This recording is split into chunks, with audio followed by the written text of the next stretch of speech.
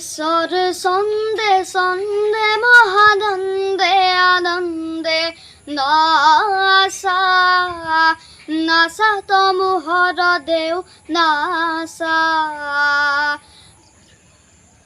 প্ৰিয় বন্ধুবৰ্গসকল, জাজিমুখৰ প্ৰতিভাৱান কণমানি ছাত্ৰ প্ৰণৱজ্যোতি বৰাই বিষ্ণুপ্ৰসাদ ৰাভাৰ গীত ভাল পায়, জ্যোতিপ্ৰসাদ আগৰৱালাৰ গীত ভাল পায় আৰু ভূপেন হাজৰিকাৰ গীত ভাল পায়। আৰু এই মুহূৰ্তত বিষ্ণুপ্ৰসাদ ৰাভাৰ এটি কালজয়ী গীত বিশ্বৰ ছন্দে ছন্দে গীতটি পৰিৱেশন কৰিলে। আশা কৰিছোঁ যিসকল বন্ধুবৰ্গই চাই আছে সকলোৱে নিশ্চয় ভাল পাইছে। তোমাৰ পৰা মই আন এটি গীত শুনিব বিচাৰিম, তুমি এবাৰ কাৰ গীত গাই শুনাবা? মই এবাৰ এটি ভাওনাৰ লগত যিহেতু মই জড়িত, গতিকে অকণ ভাওনাৰ গীত এটিকে গাওঁ বুলি ভাবিছোঁ।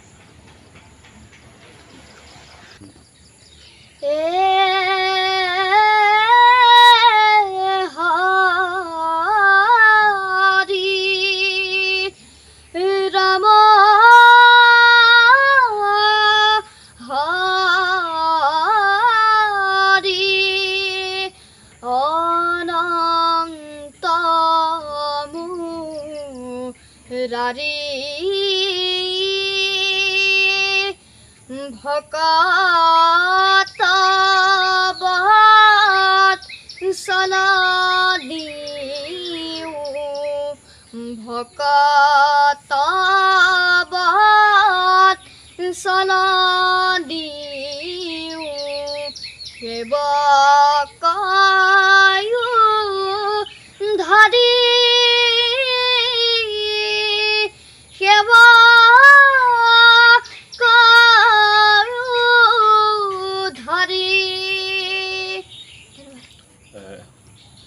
প্ৰিয় সুধীবৃন্দ, নিশ্চয় আপোনালোকে আমাৰ এই ভিডিঅ'টি চাই আছে আৰু ভিডিঅ'টি নিশ্চয় আপোনালোকৰ কাৰণে উপভোগ্য হৈছে। মই এইবাৰ আমাৰ কণমানি ছাত্ৰ প্ৰণৱজ্যোতিৰ পৰা জানিব বিচাৰিম, তোমাক যদি ভাৰতবৰ্ষৰ প্ৰধানমন্ত্ৰী হিচাপে যদি তোমাক এদিনৰ যদি দায়িত্ব দিয়া হয়, প্ৰথমতে কি তিনিটা কাম কি কৰিবা তুমি? মই প্ৰথমতে আমাৰ দেশখনৰ উন্নতিৰ হকে বিভিন্ন কামসমূহ কৰিবৰ বাবে এখন তালিকা প্ৰস্তুত কৰিম। কি কাম কৰিলে আমাৰ দেশখনৰ উন্নতি হ'ব, কি কাম কৰিলে আমাৰ দেশখন উন্নতিৰ শিখৰলৈ যাব পাৰিব, বিশ্ব দৰবাৰত প্ৰতিষ্ঠিত হ'ব পাৰিব, সেইসমূহ কামৰ বিষয়ে মই বিভিন্ন লোকৰ লগত, বিশেষজ্ঞসকলৰ লগত আলোচনা কৰিম। আৰু দ্বিতীয়তে মই প্ৰত্যেকখন আমাৰ যিহেতু বহুতো সৰু সৰু অঞ্চলত সুপ্ত প্ৰতিভা লুকাই থাকে বা বিভিন্ন অঞ্চলত বিভিন্ন ধৰণৰ অসুবিধাসমূহ থাকে, সেই অসুবিধাসমূহৰ বাবে মই প্ৰত্যেকটো অঞ্চললৈ গৈ, প্ৰত্যেকখন জিলালৈ গৈ, মই প্ৰত্যেকখন ৰাজ্যলৈ গৈ সকলোবোৰ সমস্যা সমাধানৰ বাবে ব্যৱস্থা হাতত ল'বলৈ চেষ্টা কৰিম। তদুপৰি আমাৰ বিভিন্ন ধৰণৰ সংস্কৃতি আছে, এই সংস্কৃতিসমূহকো আমি আগবঢ়াই নিয়াৰ ক্ষেত্ৰতো আমি চিন্তা কৰিব লাগিব। সেই হেতুকে মই আমাৰ শিক্ষা বিভাগ তথা স্বাস্থ্য, আমাৰ এইসমূহকো আমি দায়িত্ব প্ৰদান কৰিব লাগিব। সেয়ে এই তিনিটা কামেই মই পোনপ্ৰথমে হাতত ল'ম। সঁচাকৈ যথেষ্ট তাৎপৰ্যপূৰ্ণ আৰু গুৰুত্বপূৰ্ণ কথা উল্লেখ কৰিছে প্ৰণৱজ্যোতি বৰাই। এই অষ্টমমান শ্ৰেণীত থকা অৱস্থাতে যি ধৰণৰ গভীৰতাৰে আপোনাৰ কথাবোৰ উপলব্ধি কৰিব পাৰিছে, দেশৰ প্ৰধানমন্ত্ৰী হ'লে প্ৰধানতঃ প্ৰথম তিনিটা সমস্যা কি সমাধান কৰিব, প্ৰথম তালিকাত কি থাকিব, আচলতে সেই কথাবোৰ উল্লেখ কৰিছে। সঁচাকৈ মই আচৰিত হৈছোঁ আৰু আপ্লুত হৈছোঁ। যিহেতু তুমি ভাওনা সংস্কৃতিৰ লগতো জড়িত, হয়নে বাৰু? তোমাৰ যথেষ্ট মই দেখিছোঁ জাজিমুখত বিশেষকৈ প্ৰত্যেক বছৰে আমি 2-3খন ভাওনা আমি নিজে চাবলৈ সক্ষম হৈছোঁ বা চোৱাৰ আমাৰ সৌভাগ্য ঘটিছে। তুমি যদি কোনোবা এখন নাটকৰ যদি এটা সংলাপ যদি কৈ দিয়া, আমাৰ দৰ্শকসকলে নিশ্চয় ভাল পাব। নিশ্চয়কৈ। মই ভাওনাত বিশেষকৈ সূত্ৰধাৰ, নাৰদ, প্ৰহ্লাদ ইত্যাদিবোৰ ভাও কৰোঁ। মই নাৰদৰ এটি সংলাপ আপোনাৰ সবৰ মাজত গাই শুনাব বিচাৰিছোঁ। নাৰায়ণ নাৰায়ণ সৌৱা হিৰণ্যাক্ষবীৰ ইমান ক্লান্ত হৈ ৰৈ আছে। বুজিছোঁ তোমাৰ আৰু বেছি দিন নাই, তোমাৰ চাউল উকলিল। নাৰায়ণ নাৰায়ণ হিৰণ্যাক্ষবীৰ কি হ'ল, ইমান ক্লান্তভাৱে আছা যে? কোৱা তোমাৰ সংবাদ। ধন্যবাদ। প্ৰিয় বন্ধুবৰ্গসকল, কণমানি প্ৰণৱজ্যোতি বৰাই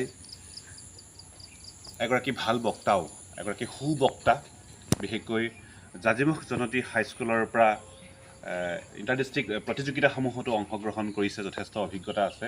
যদিও বয়স কম, সেই কম বয়সতে প্ৰণৱজ্যোতি বৰাৰ যি মেচিউৰিটি দেখি আমি নিশ্চয় ভাল পাইছোঁ।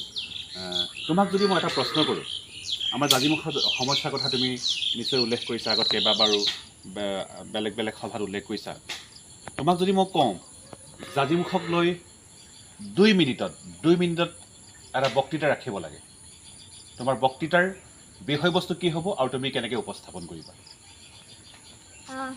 মই ছাৰৰ এই কথামতে মই জাজিমুখৰ পৰা অকণমান বক্তৃতা ৰাখিবলৈ লৈছোঁ। ব্ৰহ্মপুত্ৰৰ যি ঠাইত জাজি নৈখন পৰিছেহি, সেই ঠাইখিনিকে কেন্দ্ৰ কৰি আমাৰ এই ঠাইখিনিৰ নাম জাজিমুখ হৈছে। জাজিমুখৰ এটা বানপীড়িত অঞ্চল বুলি সকলোৱে কয়। পিছে এতিয়া আমাৰ জাজিমুখ এটা বানপীড়িত অঞ্চল হৈ থকা নাই। আমাৰ জাজিমুখৰ পৰাই বহুতো লোকে বিভিন্ন ধৰণৰ অতি ভাল কাম হাতত লৈছে। আমাৰ জাজিমুখৰ পৰাই বহুতো সুপ্ত প্ৰতিভা বিকাশ হৈছে। আমাৰ জাজিমুখখন আচলতে মানুহে সকলোৱে কয় এটা বানপীড়িত অঞ্চল, এটা পিছপৰা অঞ্চল, কিন্তু আমি এই অঞ্চলটোক লৈ আমি সকলোৱে গৌৰৱ কৰোঁ, কাৰণ আমাৰ অঞ্চলটো এতিয়া বহু দিশত, বহু ক্ষেত্ৰত আগবাঢ়ি গৈছে।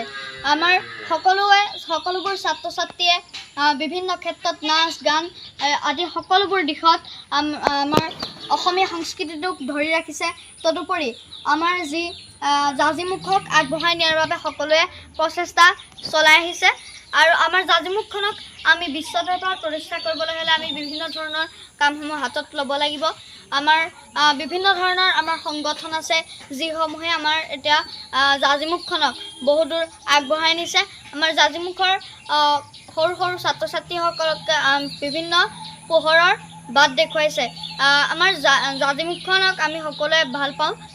এই প্ৰকৃতিৰ এক নান্দনিক সৌন্দৰ্যৰে ভৰপূৰ এই জাজিমুখখনক আমি সকলোৱে চিৰদিন মনত ৰাখিব লাগিব। আমি আমাৰ জাজিমুখখন উন্নতিৰ হকে বিভিন্ন কাম কৰিব লাগিব। ইয়াকে কৈ মোৰ বক্তব্য ইমানতে সামৰণি মাৰিছোঁ। ধন্যবাদ।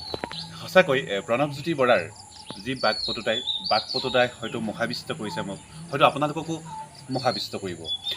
এই জাজিমুখখন হৈছে ছবি কলিতাৰ দেশ। ছবি কলিতা বৰ্তমান জাজিমুখৰ সুযোগ্য সন্তান ছবি কলিতা বৰ্তমান আমেৰিকাত আছে। আৰু বৰ্তমান এই জাজিমুখতেই আন এগৰাকী ব্যক্তি শ্ৰদ্ধাৰ ললিত টাউট ডাঙৰীয়াও এখন অৰণ্য ইয়াত নিৰ্মাণ কৰিছে। আমি সকলোৱে জানো বালিমাহী অৰণ্য। গতিকে এনে এক প্ৰকৃতিৰ নান্দনিক সৌন্দৰ্যৰে ভৰা, অনুপম সৌন্দৰ্যৰে ভৰা সেই জাজিমুখত সঁচাকৈ প্ৰতিভাৰ অভাৱ নাই আৰু প্ৰতিভাৰ তুলনা নাই। শেষত এটি জ্যোতি সংগীতেৰে আজিৰ অনুষ্ঠান আমি সামৰিব বিচাৰিছোঁ। গছে গছে পাতি দিলে ফুলৰে সদায়, ৰাম ৰাম ফুলৰে সদায়, ফুলৰে সদায়, ফুলৰে সদায়। গছে গছে পাতি দিলে ফুলৰে সদায়, ৰাম ৰাম ফুলৰে সদায়, ফুলৰে সদায়, ফুলৰে সদায়। কলীয়া ভুবুৰা গুঞ্জৰি আহে, গোন্ধকে ধিয়াই, ৰাম ৰাম গোন্ধকে ধিয়াই, গোন্ধকে ধিয়াই। পুনৰবাৰ মই যতীন মিলি ছাৰৰ এই চেনেলটিৰ সকলো শুভাকাংক্ষীক শ্ৰদ্ধা জনাইছোঁ। এই চেনেলটিৰ জৰিয়তে শ্ৰদ্ধা ছাৰে বিভিন্ন ধৰণৰ প্ৰতিভা তথা বিভিন্ন ধৰণৰ ভিডিঅ'সমূহ অসমবাসী ৰাইজলৈ প্ৰেৰণ কৰে। গতিকে সকলোৱে ছাৰৰ চেনেলটো ছাবস্ক্ৰাইব কৰি দিব, আৰু লাইক কৰিব আৰু কমেণ্ট কৰিব। ইয়াকে কৈ মই ধন্যবাদ জনাইছোঁ।